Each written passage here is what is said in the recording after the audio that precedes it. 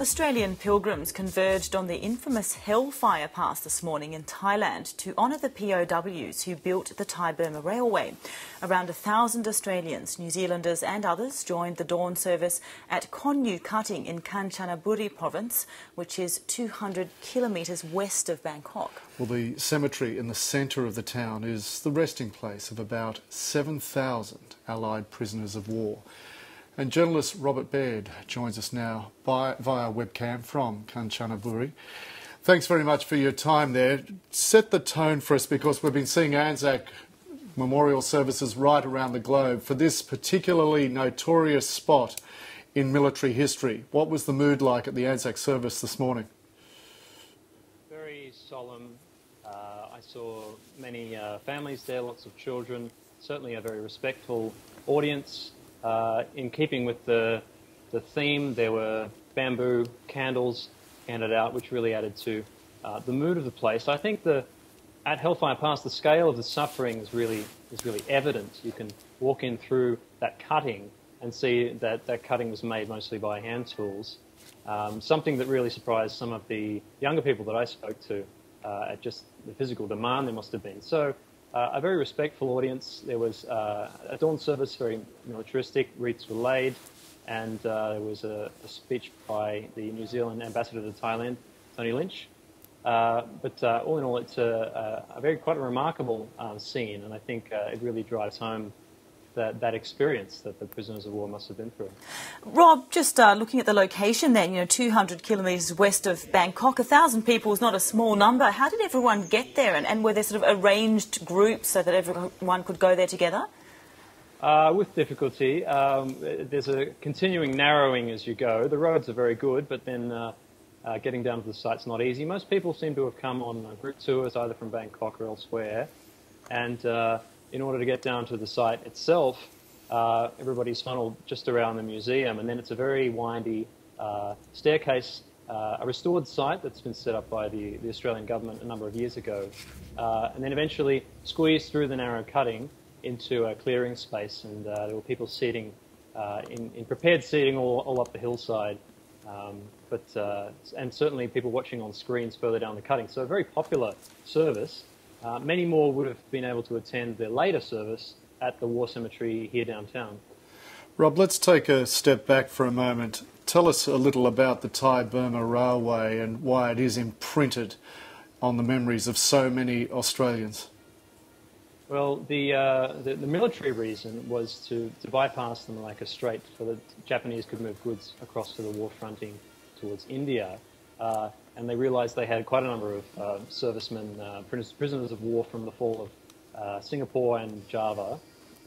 Many of them Australians, many of them British, and also Dutch from what was then Dutch-controlled Indonesia. And they were trained up. To just outside of Thailand, and they started working on the flats. But then there were railway workers working on either end. Some of the Australians, one of the prisoners of war I met from Perth, Neil McPherson, said he was sent over to Burma and worked from that side over. And when the Burma was British-controlled, they had surveyed a similar railway and thought it would take about 6 years and exact a pretty damaging human cost, and so they didn't end up building it. But the Japanese built it in 15 months, of course, at a very high price for the Allied prisoners of war and also the Asian labourers that they had brought in from their various conquests. We were looking at some footage there, Rob, an elderly man putting a wreath in that cutting there. It must have been an incredibly sombre mood to sort of be in that space, be in that area where all this took place, looking at that sense of the hand cutting, as you've mentioned. To be right there must take that mood to a real sense of, ingenuity, in a sense. We see so many services, apart from those in Gallipoli, where they're somewhat distant from the location to where people have suffered so much. Well, I can say personally that it was definitely very different. I attended many ANZAC services, in Canberra especially, but this was very different. The Konyu cutting was named Hellfire Pass for a very good reason. The Japanese were forcing POWs to work at a much faster rate than was strictly safe, including shifts of up to 16 hours of hard physical labour.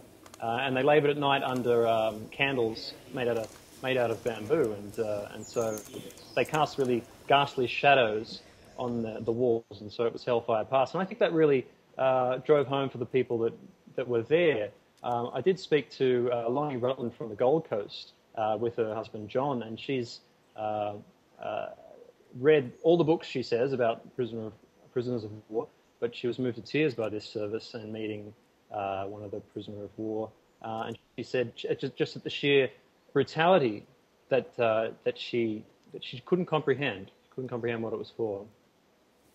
Rob, how much is there a sense, particularly among those with whom you've spent the day, is there a sense of there being a desire to commemorate and to go to the places of where the POWs were held? There have been pilgrimages, in effect, to the sites of the battles such as Gallipoli, Kokoda.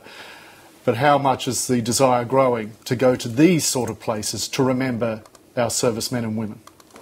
I think the desire has been there for a long time with the older generation, those that have served or have known people that have served.